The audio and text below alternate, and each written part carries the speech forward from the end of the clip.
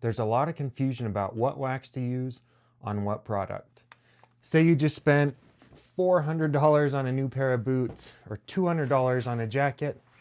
If you use the wrong wax, you might kill the breathability, you might delaminate the rand. That's a bad day. In today's video, we'll break down Nikwax, Greenland Wax, and Kenetrek Boot Wax to show you where to apply each of these specialty waxes. We'll start with the Kenetrek Boot Wax. It's designed for use on full grain leather that's going to see a lot of water, snow, mud.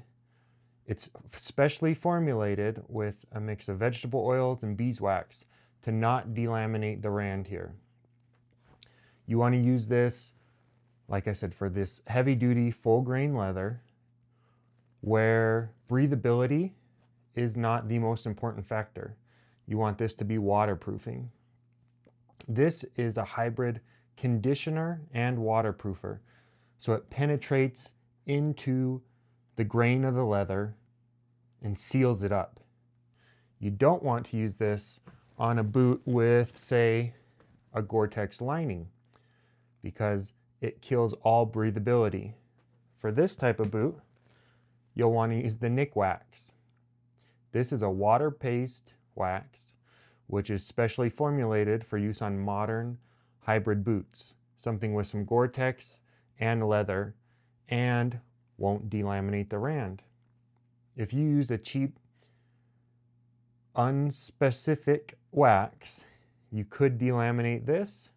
The glue will come apart. The wax formula could accidentally dissolve that glue, and your rand comes apart from your leather, and your $400 boot is now worthless.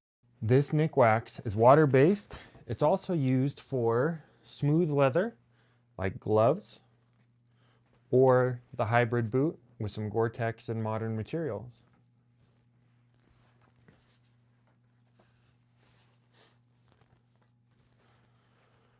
When using the Nikwax on something like a leather glove or your modern everyday shoes, this won't seal the leather like the Kenetrek.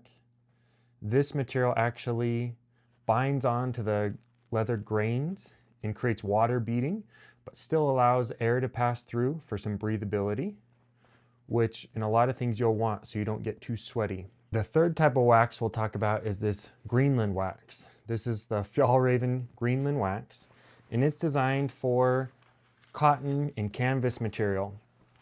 You can apply it on certain areas like the shoulders, the chest, the tops of the arms, and you can apply it like this, melt it in, and what this Greenland Wax does is it creates a coating on the exterior of the fabric, which will help windproof and waterproof the fabric. This will not do good on leather boots. If you apply this to leather boots, that coating sits on the surface of the leather and it'll dry and crack out that leather over time. That's how you can ruin a $400 pair of boots using the wrong kind of wax. Another benefit to this Greenland Wax on canvas or heavy duty twill is you can wax the high wear areas. So on a pair of canvas jeans or a really heavy cotton blend twill, you can wax the thighs and the knees or around the ankle cuffs, places that see high wear and more water exposure, while not having to wax, say, the backs of the legs, the sides, places where you might want some more breathability. So this Greenland Wax, very versatile. Like on this jacket, I can wax the tops of the arms and the shoulders, but leave the back and the underarm unwaxed for more breathability and more comfort, giving the garment more versatility. Next, we'll go out in the field and I'll show you, after the wax is applied, how it holds up to the conditions. Here we are out in the real world to show you how these waxes actually hold up in the water, waterproofing. I found a safe spot in the ice here where the water is not deep. I'll show you first how the waterproofing holds up on these boots. So we'll splash around in there. And then you can see how the water just beads off. Show you the second one. And then if you can see that wax of the Kenetrek Boot Wax does a great job. And this area is treated here with the Fjällräven Greenland Wax. Next we'll do our leather mittens here, treated with that Nikwax for this smooth leather.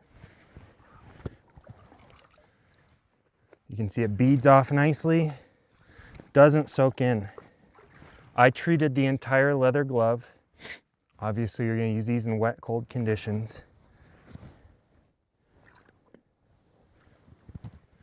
And that does a great job beating off the water and not letting any of it soak the leather. It's really important to hit the high use areas. So where it's darker on these gloves gets the most use. You want to do a nice thick coat there. How about this jacket?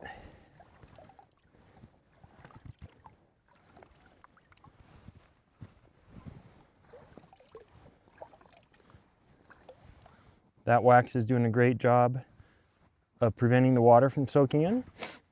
Here, it's not treated on the underside of the jacket. You could see it soaking in the water. There's the example where I treated the cuffs of this jacket with the Greenland wax. And it does a pretty good job beating off the water. There is some soaking in. And then on the bottom side here, where I didn't treat it, definitely way more soaking in. And these boots are truly waterproof. I would stand in here for a good long time before I got worried about water penetrating inside. There's the real world durability test on my Fjällräven Greenland Wax, my Kenetrek Boot Wax, and then that Nikwax on those leather mittens. If you found it useful, or if you have more questions about what wax to use, let me know. I'll do my best to answer. I'm not an expert, just showing you what I know. I showed you 3 different waxes, what materials to use them on, and a little bit of a real world test. I hope you liked it. If you did, please consider giving me a thumbs up, and we'll see you on the next one.